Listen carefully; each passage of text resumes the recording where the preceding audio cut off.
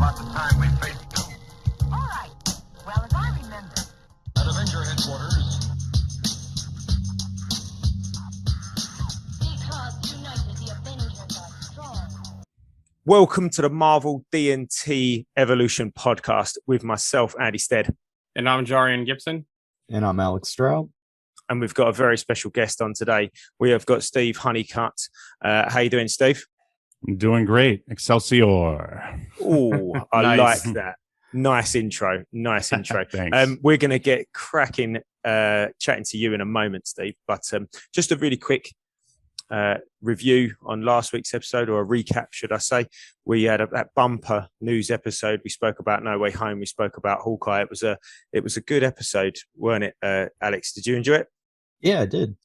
We talked about so much, and I've been kind of like poking through the Matt Fraction run since Hawkeye started, because like I didn't really read much of it. Like I knew of it, but I didn't read much of it before. So I decided to kind of just move through it with the episodes as they come. So yeah, I think when you actually really read it, we'll get on to chatting about that in a minute when we talk about Hawkeye. But I think when you look at their relationship in that Fraction run, Kate and Clint, it's, they've nailed it in the show. But we'll get back to that in a minute.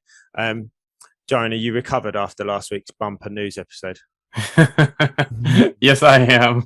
You gave us a lot last week. You gave us a lot to talk through, but yeah, we made it. So, okay. So, as I said, we've got Steve Honeycutt. Steve and I sort of first crossed paths on a Facebook group started by the one and only Rob Liefeld about public domain characters. And I never knew he started that group. Wow. Did you not? There you go. No. It's his group. That's His group. awesome. There you go. And it's still not a very big group, so it's quite nice that it's quite small and it's sort of personal, But no, he started that group, so that's how I sort of got into it in the first place. And somebody said something to me about public domain. I think it might have been Luke from Hydra Collectibles, who we had on a little while ago, but he said something about public domain characters, and it got me really interested. So that's why I kind of looked up at it, and then that's when I found the group, and then we sort of reached out and said, anybody fancy coming on to our show to chat about what they enjoy, and that's where we bumped into each other, Steve. And it's been only a few weeks, and we're here and we're chatting, so it's great to have you on. So, Steve, introduce yourself just a little bit, who you are, why you got into sort of comics and things like that. Let us know. Yeah, all right. Well, as he said, my name is Steve Honeycutt, and man, I've been reading comics since the 90s. And why does anyone get into comics? I don't know, because reality is boring, I guess. And like back when I started reading, all the way back in like probably 90, like they still had comics on the little spinner rack in the grocery store, and they were cheap, and I could like be like, hey Mom, I'll watch my brother for like $1 or $2 if you like, if I can have this book. And thus like the collection started to grow, and then I had to like mow a bunch of lawns to support the habit as time went on.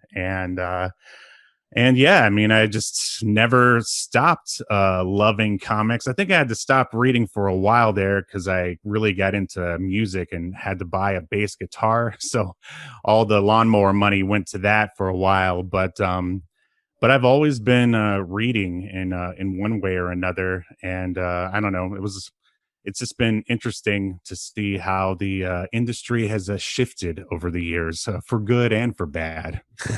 So what sort of stuff did you start reading? And then what sort of stuff did you find yourself transitioning from one type of comic to another? Sure. Of course, when I first started, it was Marvel all the way. I think the first Marvel comic I ever purchased was like an Infinity Gauntlet Silver Surfer tie-in, and I had no idea what was going on. Like most of the Marvel characters were like dead on the cover, and I don't know, I think I was like 8 at the time, and I was just like, whoa, like, can they show this? Like, this is so crazy. I have no idea, because like no one explained to me how a comic book worked, because I'm the oldest in my family, and my parents aren't exactly, I don't like to use the word nerd or geek, but they the only comics they've ever read were like Archie. So they weren't like, oh, this is serialized entertainment where you have to read, every issue to get the full story. And so I just jumped in the middle and I was like, what is this? And then the second comic was even more confusing. It was a what if. It was what if God. Captain America had formed the Avengers, I think. And that one's really weird because there's a version of Iron Man where Frank Castle had become Iron Man. So he's got the skull on the Iron Man suit. And I was like, why is the Punisher Iron Man? It just made no sense to me at the time, but eventually I figured it out. And then we moved, and there was a comic book store in the neighborhood, and that's when I got exposed to the world of indie comics because Image had just launched, and I was like, "What is this Image that people keep talking about?" And the comic book store owner, who's a very nice man, he explained to me how a lot of that stuff worked. And then that's when I discovered like Wildstorm, which, I mean, I loved Wildcats. I don't know if you guys ever read that. And Grifter was one of my favorite characters. And then the Malibu comics, which is even a bit more obscure, pardon the pun, like Ultra Force and the Ultraverse. Like there was just tons of indie stuff to choose from at the time. Like everybody was trying to get a big piece of that comic book money pie. And like they were able to compete back then. And then of course the market completely crashed. And then even Marvel itself like went bankrupt. Yep. But I still stuck with it. In fact, like some of their best stuff was in like the late 90s, early 2000s with Marvel Knights and Marvel Max. And that's really when they started digging themselves out of the hole. And, a lot of the stuff that was written then is what's being made into movies today. And so, yeah, I was completely on board. And then was crestfallen to learn that Disney had purchased them in, I don't know, what was it?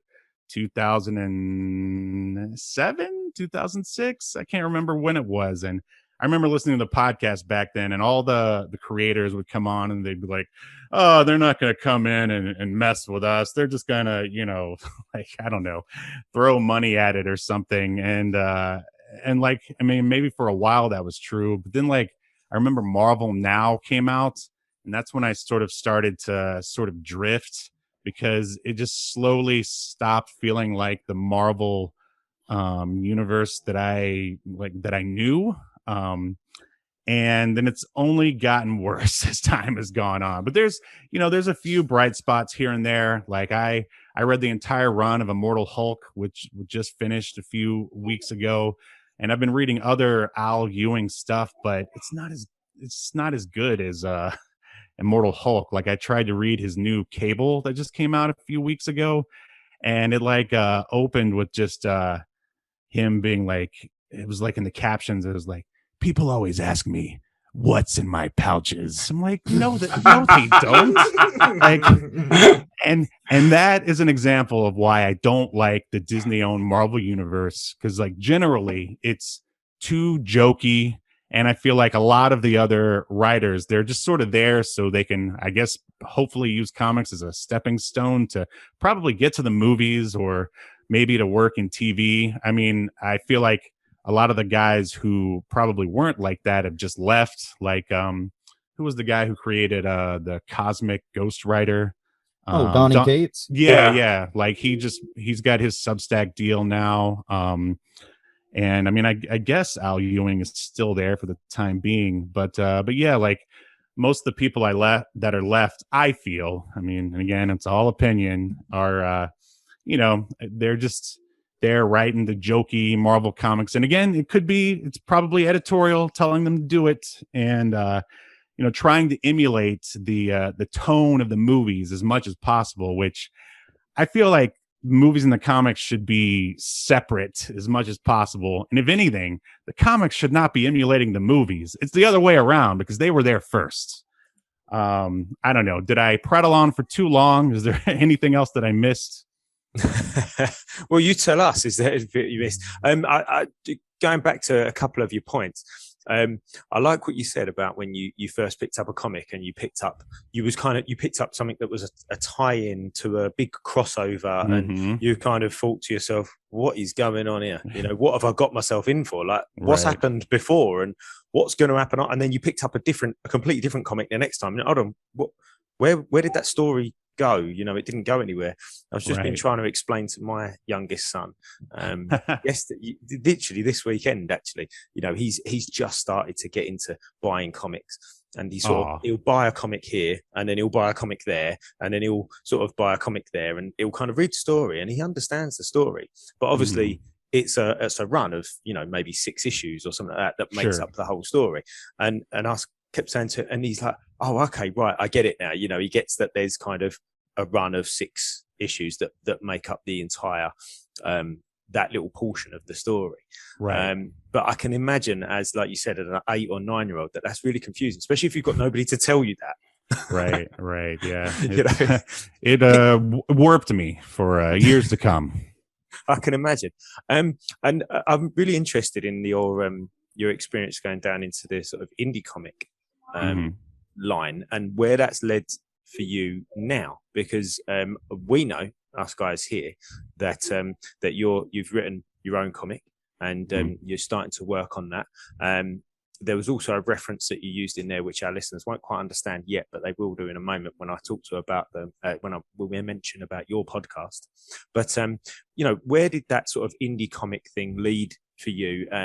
You know, with the comic that you've written, and how did that all come about? Well, I mean, I think the great thing about just the indies being so popular in the 90s as they were is that there was just so much variety to choose from.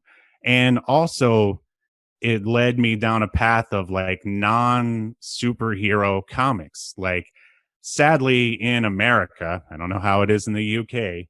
When people think of comics, it's just superheroes. They don't Yeah, that's the same. realize that there are horror comics that, you know, back in the 50s, before, you know, that senator came and like ruined comics for everyone.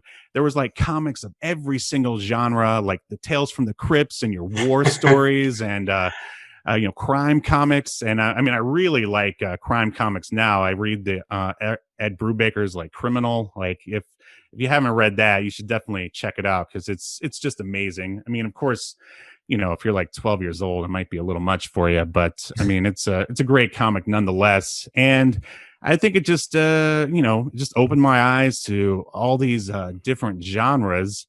And I really like when creators, be it in comics or movies or you know, any medium, combine the genres to good effect. And I could definitely say that I you know, I'm trying my best to do that in my comic, which you mentioned, which is called Escape to Earth, which is basically an action adventure, like high concept sci-fi, I don't know, pre-apocalypse, if that's even a genre, with dinosaurs and robots and telepaths, and just a mix of like everything that I've sort of loved over the years. A little bit of everything from the comics that there's even a bit of like pulp and like noir. Like, the lead character is a thief, steals something, and then these guys come after him. And I mean, that's basic, you know, any crime novel or movie from like the past, like, you know, 60 years. But then, you know, you throw in dinosaurs and dinosaur human hybrids, and then you've got something completely different, a whole new stew, if you will. But no, like back in the 90s, I remember I started reading Bone. Like, that's, you know, basically a DuckTales-esque like cartoon book, but it was also a mix of genres, because it was like these wacky little Disney-esque cartoon characters in a J.R.R. Tolkien style fantasy. And I'm like, that's brilliant. And Bone like still endures to this. I mean, it doesn't, you know, I don't think there's new issues or anything, but people still read it. Like, it's I mean, it was a big deal when it was out back in the day. And so, I mean, there's no reason not to like superheroes, but there's no reason not to explore other genres of comics. And I don't know, I was hoping that come 2021, that the mainstream would realize that there's more to comics in America than just superheroes, but still got a long way to go. Yeah. ago. Yeah, we have. Yeah, but I want to just go back to your comic, your Escape to Earth. So you know, you sent us the first few pages, and we've had a little read through, and now listening to you a little bit more and understanding where your influences have come from, I can really see, you know, from what you shared with us, that all these different influences coming in, and I like that idea of this sort of hybrid of different genres coming together. I really got that kind of, so from the lead character, I really got that kind of wisecracking Han Solo Yep. type of, you know, renegade character, that lovable rogue type person. Yeah, that's anti-heroes. Those are my favorite. Yes. Yeah, definitely. And he was instantly likable. Within 2 panels, I was like, yeah, no, I like this guy. That's good to hear. You know, and I think I said to you, didn't I, a message that, but you know, okay, I won't give it away too much, but I got where you was going with it, and I really like that, and I like your whether it's a genre, it can be a genre now if you want it to be pre-apocalypse. I quite like that description of it, actually. But yeah, and I mean, I for one, this is the way I look at a story or a comic or a run of stories, whatever it is, a run of comics. If I get to the end of a comic or get to the end of a issue, and I'm sit there and I go, I want to find out what happens in the next issue, then you know, surely it's done its job. You know? All right. I mean, good. I'm so glad to hear that. Like, I mean, prior to Escape to Earth, like I had only pretty much just written screenplays. So to sort of dabble around in serialized entertainment, I did a audio drama called Ray Can't Sleep. And so that was sort of me just sort of, I guess, stretching to figure out, you know, how can I put out, you know, serialized episodes that will make people that will hopefully like tune in to the next episode. And yeah, so I think that was like a pretty good warm up to getting into to comics. Yeah, for sure. Alex Jones, did you have any questions on Escape to Earth for Steve? So I have to know, how long does it take to put together artwork for something like this? I've never really seen the creative process on that. How did you put that together? Well, I'm not the one putting it together. The artist is a dude in Brazil by the name of Anthony Brandao. I believe that's how you pronounce his name. I found him through Facebook, and he's actually, like, for as detailed as his stuff is, I'd say he's pretty quick. And it was weird. We didn't do very much character design. He's just, it's weird. He'll like read an email and then not reply to it for a week. And I'm like, hey, did you get my email? And he's like, oh, I've got 4 pages coming to you like tomorrow. And I'm like, oh, well, okay. And then I mean, this is my first time going through the comic book making process, but I guess this is sort of like par for the course.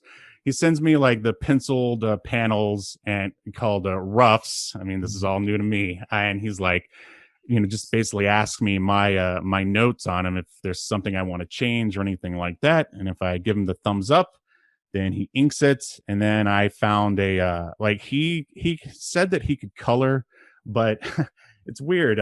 In Brazil, or maybe it's just him, it seems like they get a lot of vacations. Not like here in the US, like, because when I first met with him, or by meeting with him, I mean email, of course. We emailed back and forth, and then finally I was like, okay, like, do you want to do it? And he's like, sure. Right after I get back from my 2-week vacation. I'm like, and and it's perfectly cool for him to go on vacation, but I just don't want to wait. I've been sitting on this story for so long. I just want to get it out so bad. And then, all right, so he came back and basically he finished the 8-page preview, which is what you guys read. And then he was like, okay, I'll start coloring. right after another 2-week vacation. And, and I was like, well, let me see if I can find someone else. And I found this guy in France through this app called ArtStation. And like, again, after a series of emails, he was on board. And of course, like the passing of a coin, like if anyone out there, especially if you're only the writer, no one is going to work. No one of quality is going to work for you for free. So just be prepared to get that PayPal ready and send the coin. I mean, when I was younger, and I noticed this in a lot of the other groups, like you just think you would meet an artist and I guess you would both work for free, kind of like being in a band or something, which is mostly my experience. But no, it doesn't work that way, because the artist, it takes a lot more time to render all that art out than it does for me to like type out a few words. It's just the truth. It's how it is.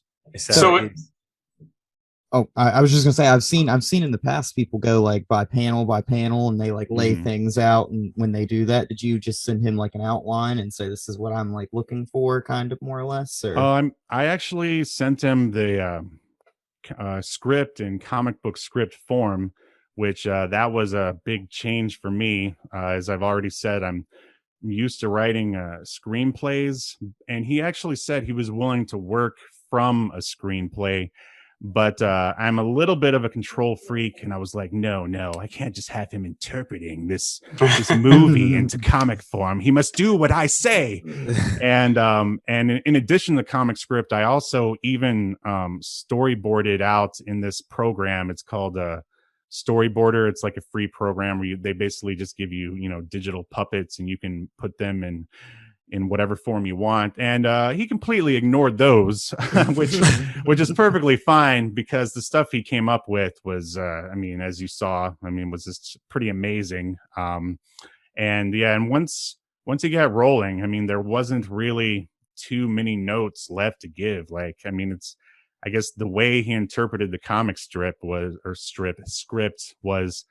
pretty much how I imagined it in my mind for the most part. And the guy is just good. Like, I'm so lucky he's not like a big time Marvel or Image artist or something, but hopefully he will be in time. Once this book gets done, we're all going to be huge. Who knows? This time next week we'll be millionaires. Yes. Yeah, nice. So what is the sort of goal with the comic writing? Is there a goal with the comic writing? You want to get the book out? Is it? That's goal number one is to just get issue number 1 out and crowdfunded. And if you're interested in backing the project, or at least checking it out, or checking out the comic, you can follow me on Twitter at Reptilian Media, or you can just send me an email and I'll send you the preview right to your email box. And it's just reptilianmedia@gmail.com, just spelled just like how it sounds. And you'll get a free, fully colored 8-page preview of Escape to Earth. And then you can decide if you want to follow my Twitter from there. And then once the crowdfunder is up and running, whether you want to throw money at it or not. And so, of course, from there, it's just, assuming that issue 1 is a big success, continue however many issues it's going to be. I would imagine it's probably going to be around 5 or 6. And I've already got like another title in mind that's completely separate from Escape to Earth in the future. And to see where it goes. I'm just dipping my toe into the world of comics here. And of course, who wouldn't want to be a paid comic book creator? That's the dream, right? So sure. We'll see.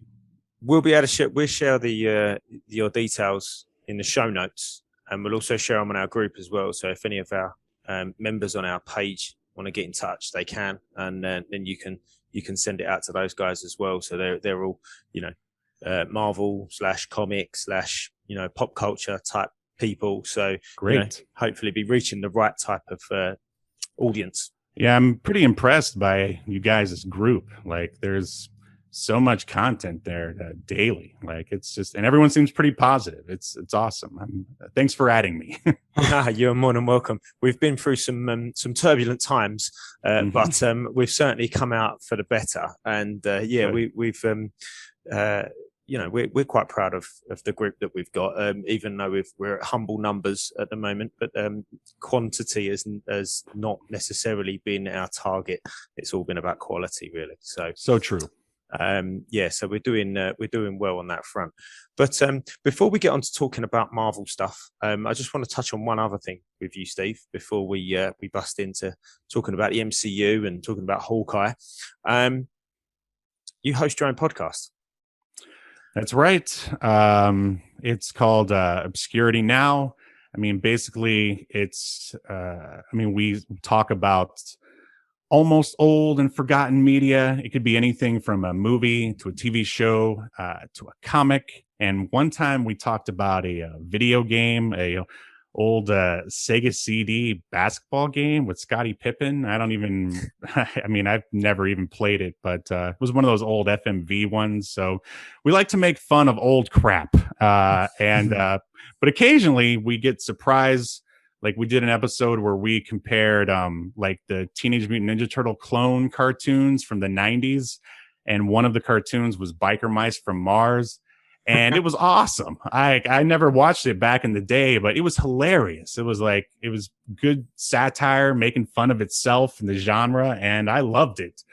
And then, of course, we talked about the OG Nick Fury TV movie where David Hasselhoff played Nick Fury. And I think that should be canon in the MCU somehow. Now they got the whole multiverse going on. They can really do anything. So why not throw old David Hasselhoff a bone? Like, why not? But yeah, it's actually a live stream every Sunday at 6 p.m. Eastern time, 3 p.m. Pacific. And then later it gets uploaded as a podcast and as a YouTube episode. And we try to have like visuals as an excuse to like watch it on YouTube. We have like a slideshow from whatever it is that we're talking about. And we just hang out and have a laugh, much like you guys. And it's a good time. And we also, of course, because my friend, he's a pretty successful YouTuber. I would love to reach his level of success with Obscurity Now. And we just talk about whatever projects we have coming up. So of course, like every episode I'm talking about Escape to Earth. So yeah, that's another way to like keep abreast of the projects, if you will. Stop by, make fun of something old and ridiculous, and hear about what we got going on. There was a program that I watched a couple of times when I was a kid, Lone Star. Ooh, that one sounds familiar. Which the cowboy, and he had like, I'm sure he had like a Brave Star. Brave Star. Oh yes, and I know it well. He had a metal horse. Did he have a metal horse or a metal arm? He wasn't metal. He may have had a metal arm, but the horse, I remember he could turn from a regular horse into an anthropomorphic, like walking and talking dude. But I even had a Brave Star action figure back in the day, and man, I would kill for one of those. So yeah, anyone's got one. Send it my way. What was the other one that I used to watch? Mask. Yes. The ones with the transforming cars. And the cartoon. Oh yeah, man, that has the best theme song of all time. Like so good. That was cool. I had the one of my first Scalextric sets was the Mask cars on the Scalextric set, which was awesome. What is a Scalextric? Wait a minute. Hold on a minute. Jarian or Alex, do you know what a Scalextric is? No. Oh my God. Oh wow. Right. Okay. So Scalextric is basically like electric cars on a track. So imagine like a conductor. So it's got like a metal strip that runs down the middle of the track, and then the car sits on the metal strip, and it's got they had like brushes, like metal brushes that touch the metal strip, and then you got a little trigger, and as the cars go just round it, you can make up whatever track you want. Oh, I'd say, wow, I did not realize that wasn't a thing over in the States. So we have those, but I never heard it called Scalextrics before. That's a new name that Just Right. now heard Is, what to is call it them. this? Is it the same as Erector set? Is it like one of those? You think? I don't know. But it's called Scalextrics over here, and it was Right. huge because you used to have people used to go and get the little models, and there was a model shop just in the next town over from me. And my dad used to take me there at Christmas or birthdays, and we used to go and buy stuff and then make your own models. You can make paper mache tunnels, and it was brilliant, absolutely brilliant. Awesome. But anyway, Kind of like Clinton Doom Patrol with his little city and little cars. a little bit like that, yeah. But basically, I had mask cars that went on my Scalextrics, my little Nice. That's robot. awesome. Yeah, that was wicked. It reminds me of those racetracks we used to get as kids in the 80s to play with. Like Christmas time came and you had those race car tracks. You could change the track any way you want, and they had that connector, the little trigger thing. That reminds me of those as a kid. Yeah, that's Nice. it. Yeah, that sort of stuff. Brilliant. So you've got your comic that we're going to link your email address to, so people can get your comic from there. So Escape to Earth, and you've got Obscurity Now, which is your podcast and your YouTube channel. So you've got a lot going on, Steve, and with other bits and pieces that you've got going on, your your screenwriting that you're doing, and all the stuff. You're a busy man. I'm trying to be, especially since I'm also this isn't a brag, or I'm also a stay-at-home dad. Like it was when I finally started, putting out content and getting stuff going, and boom, here comes the boy. But I don't know, it's kind of good in a way because I really have to use my free time to its fullest. So when he's napping, I'm writing or editing, and then when he's sleeping at night, I again am writing and editing. So and somehow the work gets done. So excellent. That's brilliant. So Steve, now I don't want to get too much into what you dislike necessarily. I don't want to go down that whole rabbit hole too much about the MCU and about. I know that you've already sort of explained that you didn't really like the sort of Disney side of things, and I understand that. But just a question that we usually ask our guests is something about the MCU in particular that you've enjoyed over the years. It could be one little moment, one scene. It could be a theme. It could be a movie. It could be a show. It could be anything that you've enjoyed, and something that you would put into the sort of proverbial room 101 that you would like to never see again in the Marvel Cinematic Universe. And it can be, again, as small or as big as you want, so yeah, I know you sort of mentioned your dislike, but is there anything that you've really enjoyed about the MCU and what they've done? Oh, sure. I love when the MCU first started out before Disney took over. I loved it. I remember watching Iron Man in the movie theater. Long after it had come out, because I don't know anyone who was an Iron Man fan prior to the movie coming out. If one of you guys were, that's great. But yeah, I didn't know anyone. He was just a guy in a suit to me. Even when I was younger, I was some of them looked cool, but I'm like anyone could wear that suit. But when the movie came out, was it Robert Downey Jr. breathed so much life and character into a guy that, at that time, a superhero who was basically C-list, I would say, obviously it caught on and created the Marvel Universe from there. And the movie was good too, on top of it. It was hilarious. It was the perfect blend of action and comedy. But my favorite is when they started, bringing in people that I actually liked a lot. I guess prior to the Incredible Hulk, because I love the Hulk. He's one of my favorites. We had the Ang Lee Hulk, which was, yeah. You could shudder, I suppose. I think if you look at it as some weird indie superhero film, then it's kind of enjoyable. But I've watched it once. I never really watched it again. But Incredible Hulk, I love, even though apparently it bombed. I think they have a harder time of selling this sort of darker heroes to the American public, I guess, because being the Hulk isn't fun for the most part, or at least being Bruce Banner isn't fun.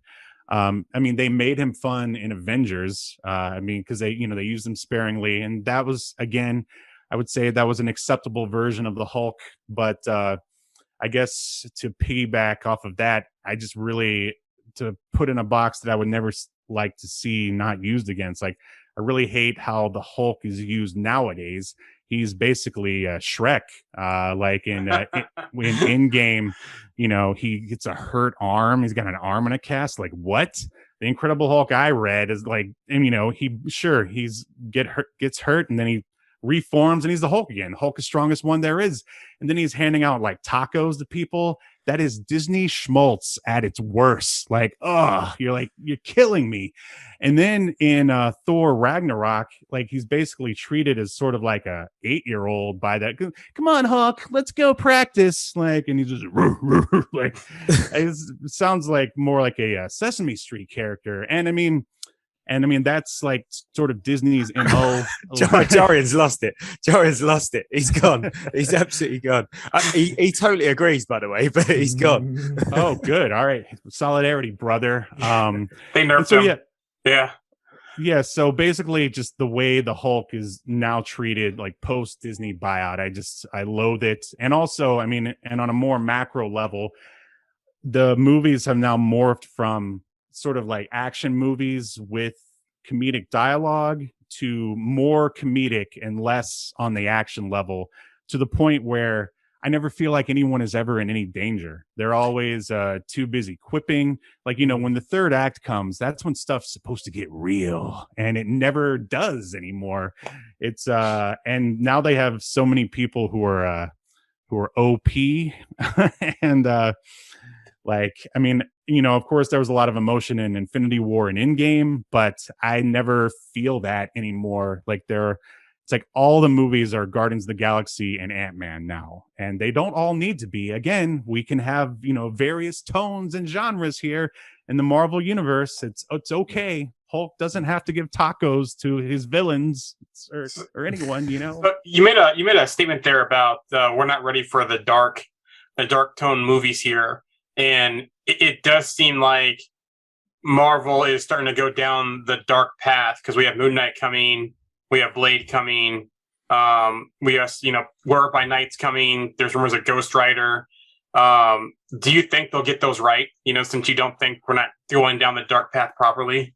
Oh man, I hope so. Like, but I mean, we're talking Disney here. I mean, how dark can they possibly get? And I mean, even so they had chances in the Winter Soldier and Captain Falcon, the Falcon, to get dark. And I mean, I guess the darkest it got was when, spoiler alert, US agent killed that one random dude, the guy who didn't even kill his partner. It was, flag smasher, boring British girl. Yeah. And he didn't even get to have his revenge in the end. They had to have, Agent Carter come and shoot her in the most anticlimactic death scene of a villain ever. So I'm just like, are all these rules going to apply to all these dark characters as well? Because if that's the case, then I don't have high hopes, is what I'm trying to say. Have you seen Black Widow? I have. So do you think, what the tone of that movie? Because I felt they kind of did some course correction a little bit there with the whole trafficking and the girls and the way they're brought up and that kind of stuff. So I do feel like they did some course correction with that, because not in game, but Infinity War was kind of the darkest thing we've seen in Marvel yet, right? Was sure. Infinity War, Thanos winning. But then I think they kind of went off on a tangent there, but I think they kind of course corrected a little bit with Black Widow. What are your thoughts on that? Oh man, I mean, Black Widow was still like such a mess. See, I could feel it was, yeah. I could feel they wanted to go dark, but in the end, it's Disney, and they're still trying to make a family movie at the same time, because that's what they are now. They're less action comedy and more family movies. That's what I meant to say before. And so, despite the fact that you have trafficking, you still have David Harbour is a complete joke, and the sister, I mean, she was cracking jokes as they completely murdered an entire prison of not only prisoners but guards as well. They were all murdered in that avalanche, and they just completely laughed it off, like it didn't even acknowledge it.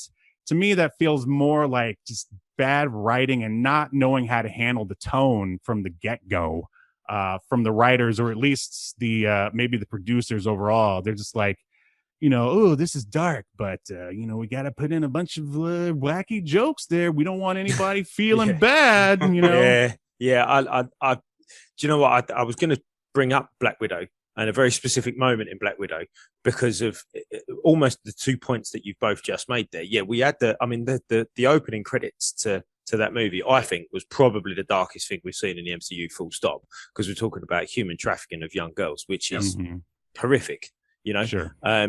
So it was, and actually the opening credits to that was beautifully done with that version of Smells Like Teen Spirit as well, and it was excellent. Anyway, then later on in the movie, with David Harbour and Florence Pugh, and they're in the helicopter, and they're talking about having kids or whatever it is, and Yelena pretty much just makes a joke about the fact that they've pulled out her reproductive organs, and it could have been, it almost wanted to be dark and horrible and emotional, but it was like you said, they've gone, wait a minute, hold on, we don't want to make anybody feel upset here, so let's just make it a joke and it'll be okay. And it's like, you had an opportunity, and I understand why, because like you said, they're making a family movie, so how far down that route do you want to go? I see it from both sides, but I totally get what you're saying. I do understand. It's kind of like the thing with Hulk in Endgame. It's like, did you really need him taking selfies with children? No. Man, thanks for reminding me of that. This is your mom. Look at him. Look, he's all dejected. Look, for God's sake. Yeah. Okay. All right. So yeah. What you chuck in Room 101 is this kind of whole, they've lost their edge. It's just lost its edge. Yes. Ooh, well said. Well said. Okay. All right. Okay. Well, speaking about not everything not working out and not being, not wanting to make anybody upset.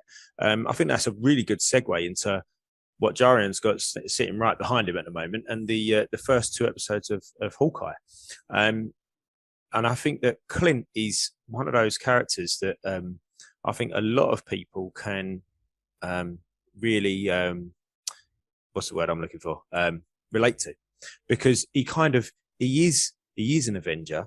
And there's a few scenes where we've had with him and his wife, and she said, and he sits there and he goes, well, what am I? Who am I? I'm just, this guy, and they're gods and superpowers and all of this. And but he is an Avenger. He's a really important part of this team.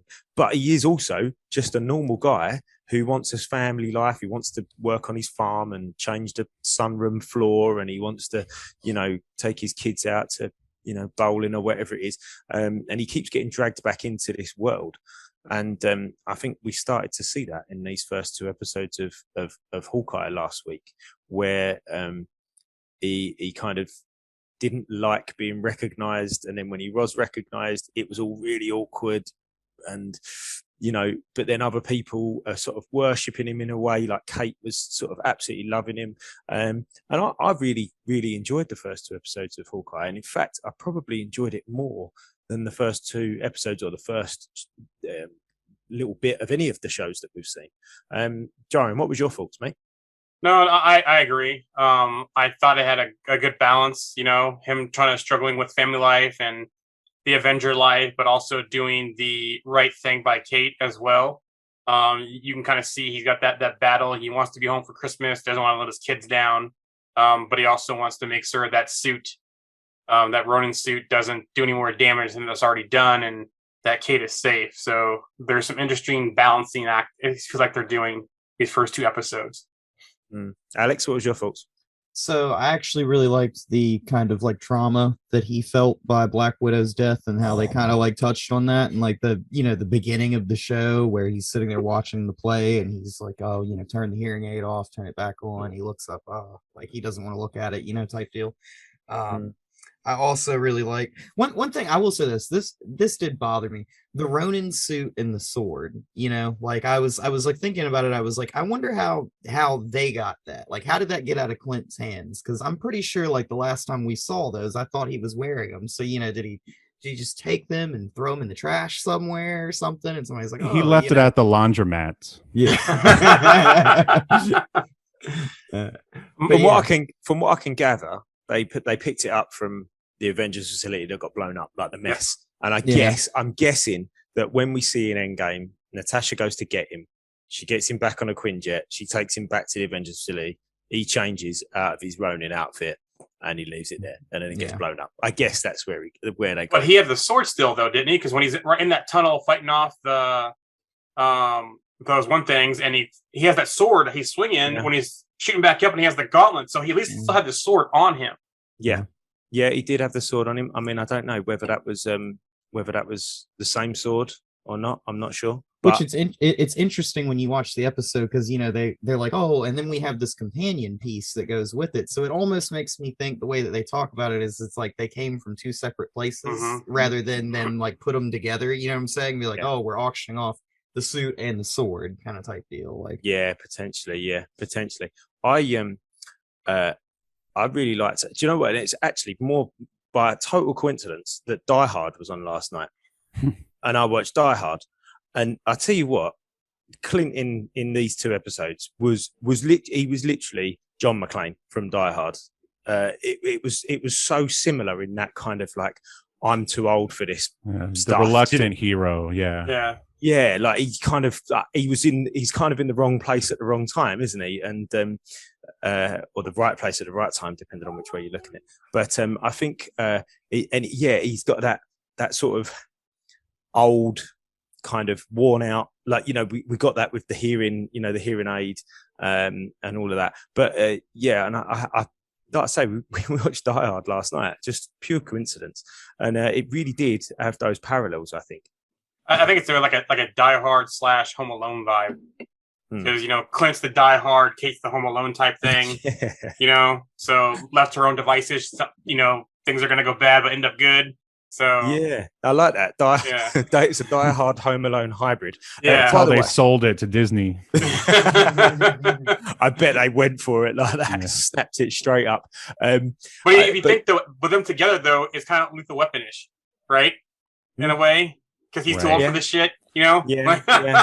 He's Danny Glover and she's Mel Gibson, Yeah, I guess so. I tell you what, talking and going back to Steve's, afraid to sort of feel any, Disney not wanting to make anybody feel uncomfortable, and going on to from what Alex said about the show at the beginning, I thought that was really good, because on one hand you've got this really cringy show that was going on, and it was obviously made to be cringy, and sure. I mean, I think musicals in that manner kind of are anyway. And I'll tell you what it reminded me of. It reminded me a little bit of Team America. Oh yes. Oh yeah. It reminded me a little bit of that. But I tell you what though, I would still pay money to go and see Rogers. I actually would pay money to go and see that. But point is, you had this really cringy show that everybody was like cheering, and it's always, and please, if anybody's listening and they get offended by this, I'm sorry, but it's almost like, when is it okay to make a joke about something? Do you know what I mean? Like, how much time has got to pass before jokes? I mean, I'm not saying jokes about wars or anything like that are funny, but let's not be I'm not going to patronize anybody. I've laughed at all sorts of jokes before, and I dare say you guys have, and people listening have as well. But how long is it? Does something have to pass before it's okay to kind of be a bit candid with it? And I think that's kind of where that musical was at, isn't it? And then you've got that, and then you've got Clint, who literally lived it, and I guess that's kind of similar to having a musical that's kind of a bit tongue-in-cheek about World War II, and having a World War II vet watching it, Do you think, this begs the question, did they explain why he even went to that? Because he doesn't seem like the type that would even go to a musical. Maybe the family. Yeah, the kids wanted to see it. They were snapped. They didn't know what was going on. So I don't know. Mm-hmm. Yeah, potentially. Or did he have? It didn't really look like this, but did he have kind of special tickets? Did someone want him to be there? Did like the producers say, "Look, come along"? You're an Avenger, have a free ticket type. Yeah, right. Like the meal, like the meal. Chinese food for free. Yeah. Thanks for saving the world. Thanks for saving the universe. Here's a free ticket to the musical. What was Ant-Man doing there?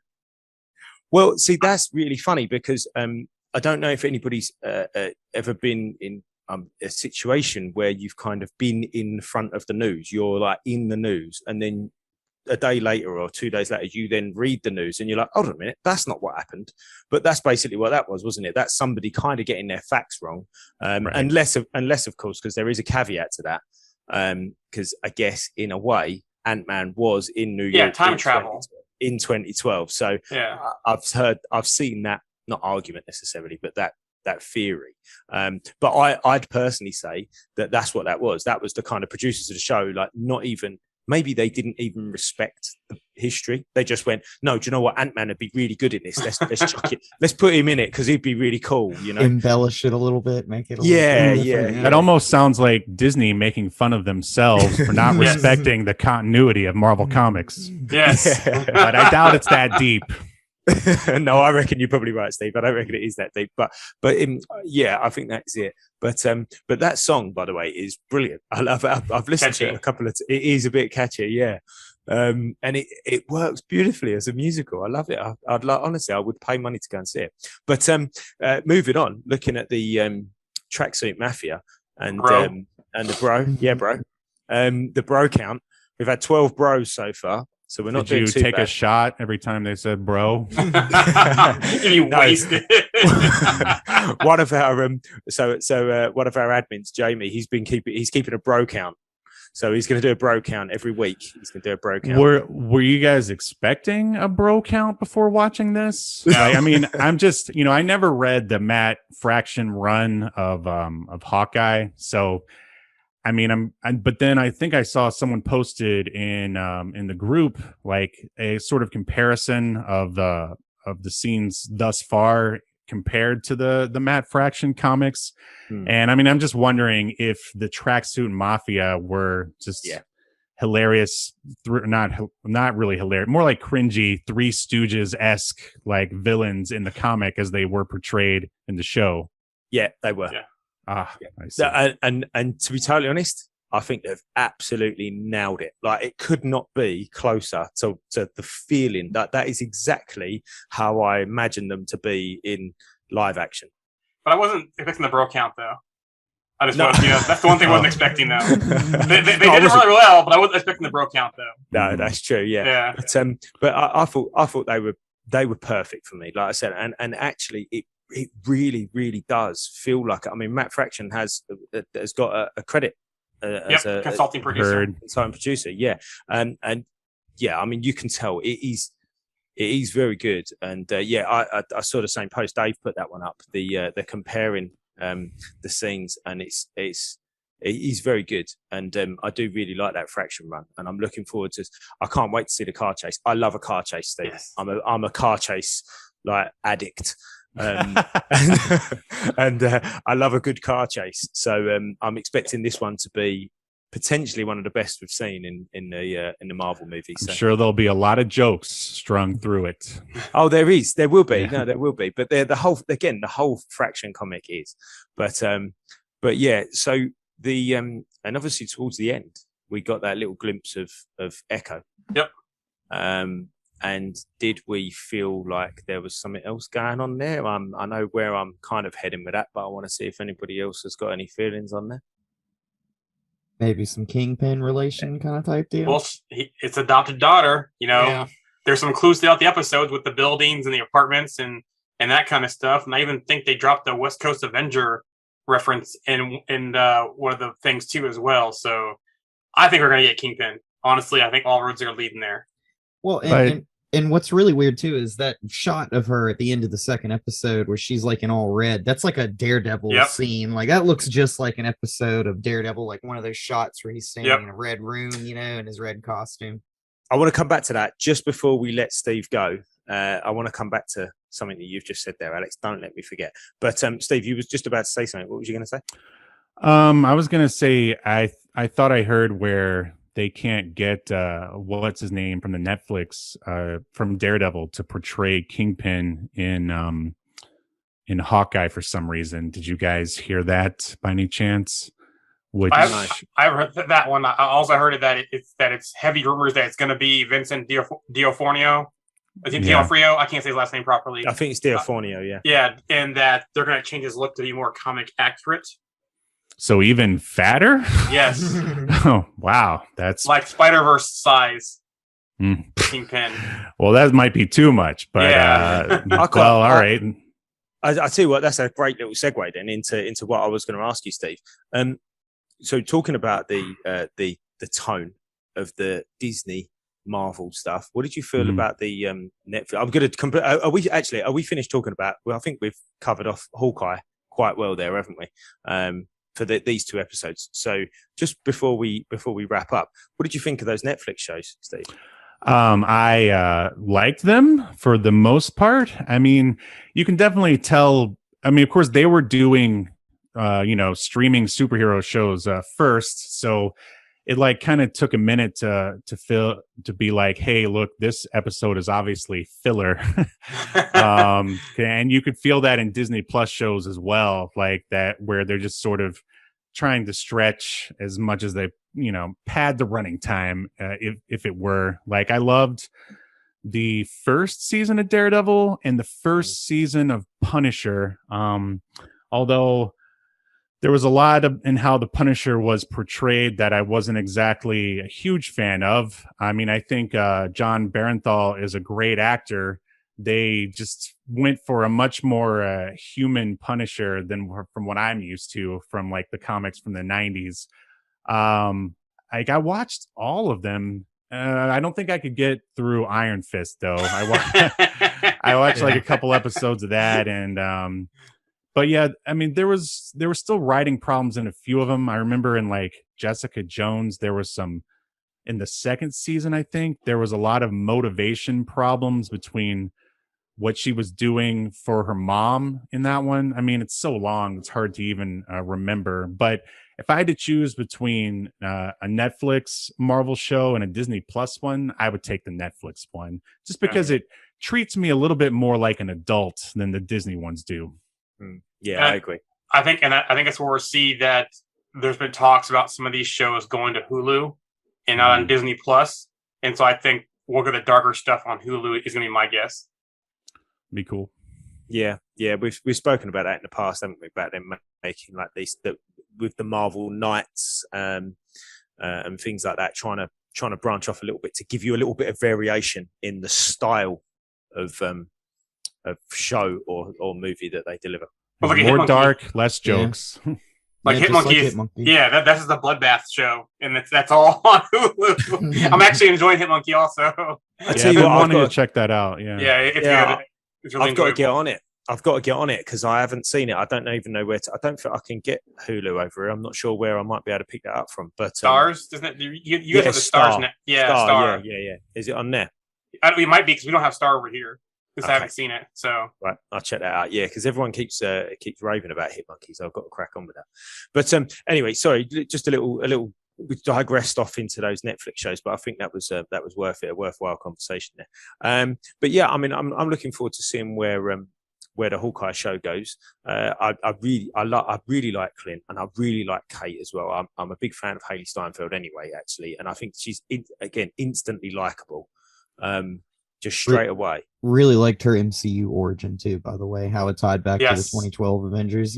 Like very, very cool there. Yeah, nice to see that from a different angle. Like not for Clint's jump, but just it was they knew nothing, didn't they? They were just sort of going about their day, and then all of a sudden, aliens. It's nice to see that because obviously when we watch the movie, it's this big build up. You know that they're coming. But as an ordinary person in New York at the time, what was happening? Well, nothing. It was just normal, an ordinary day, and then all of a sudden, next second, you're being attacked by flying worms. So just a regular day in New York. Brilliant. But yeah, so that was interesting, and I'm looking forward to the like I said, I'm definitely looking forward to the car chase, but there's something funny going on with her mum as well, and obviously Jacques, who's the swordsman, and have we seen the last of what's his face, the guy that died actor. Armando. Yeah, Yes. Armand. The third. Like, is that from the comic also? Where they like, we're all named Armand? Is that from the comic? Is that felt Yeah, really he's someone, cringy to isn't me? he? No, he's someone, isn't he? I think I'm not sure. I got to be honest. I've never been a huge Matt Fraction fan. His writing feels really hipster and cute to me. But that's just. I wouldn't call it cute, but I quite like the hipster thing. I think you're probably right about that. Actually, I wouldn't call it cute, but yeah, I like the hipster thing. I can see that. Yeah, I can see that. I quite like his stuff, and the way that it's drawn. Have you seen the way that Life as a Weapon, that whole series? Have you seen the artwork on that? Yeah. I really like that artwork. I think it's a massive contrast from. I mean, I'm rereading that at the minute. See, you can't see it. Secret War. And obviously the artwork in that is totally different from. Yeah, I was curious. Like, do you have like a history with? I mean, are you familiar with the Hawkeye prior to the one that shows up in the MCU? Like, did the Hawkeye from the early Marvel comics? Me personally, yeah, or just I mean, us? Yeah, all of you. Yeah, a little bit. Yeah, I've got that kind of because I basic just knowledge of it. Because I just never felt. I mean, and I get it. You need like the regular Avenger that us like dads and regular dudes can aspire to, but he never felt like the Hawkeye from the comics to me. Like the Hawkeye from the comics, his origin is like he was raised in the circus, which is why he uses a bow and arrow. His brother, his brother is Death, right? Yeah. Or and yeah, we never got any of that in the MCU. And did they ever even explain why he even uses a bow and arrow in the MCU? No. Yeah, the only thing we saw is that his intro to the MCU was in Thor, the first Thor movie, when Thor is trying to get the hammer back, and Coulson doesn't need a guy up high with the rifle or something like that. He grabs the bow, and that's how Hawkeye's intro to the MCU. And I'm hoping that this series goes back and goes into his past, like his whole, before Shield, his family, the circus life, exactly what you're talking about. Yeah, I'm hoping we see a little bit more of Jack and the Mockingbird. Yeah. I was like, why didn't they do that? And then when they gave him a family in Avengers, I was like, what? Like when they do stuff that's like too far away from the Marvel comics, like that's when I don't know. I shouldn't, but I kind of check out. Don't start. Honestly, I'll stop. I'll be nice. What did I miss? I coughed Taskmaster when you said that when they go too far from the comics. Oh God, that was an abomination. Yeah. Let's not get Jaren started on that. Well, I think we can all agree. We can all agree on it anyway. We can all agree on it. But no, I'm hoping that we do see that kind of that training and that origin, or at least a mention of it in this with Swordsman and his kind of origins there.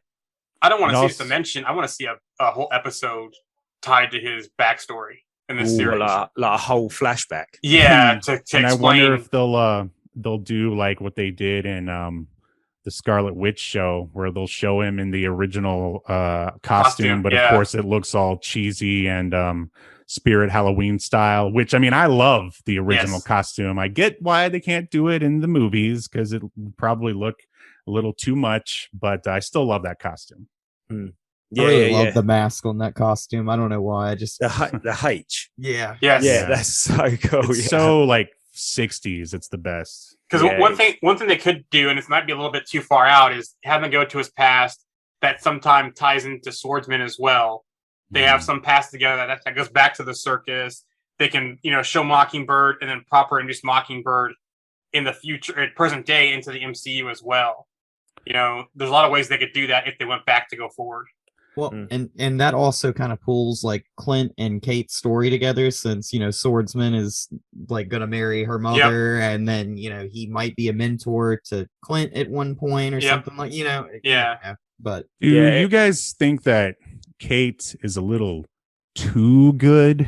I mean, I don't want to use the MC word, but I mean, I just wanted to see like a little more character growth or a character arc. Like Hawkeye basically has nothing to teach her. She's too good. Right. Okay. I see what you're saying. Yeah.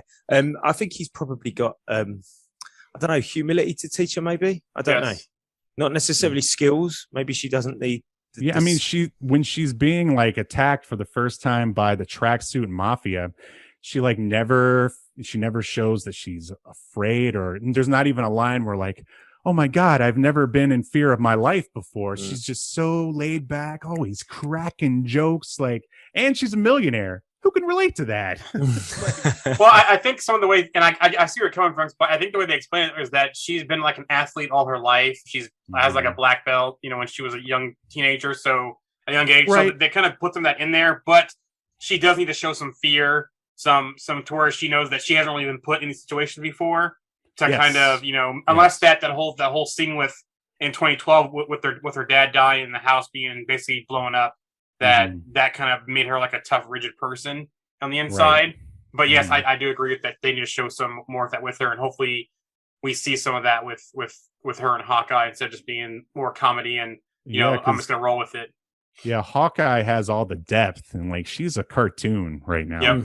Yeah, no, I see totally what you mean, and I think actually that might be she's almost not taking it. She's not taking it seriously enough, is she? Right. And I think that's what Clint might be able to teach her.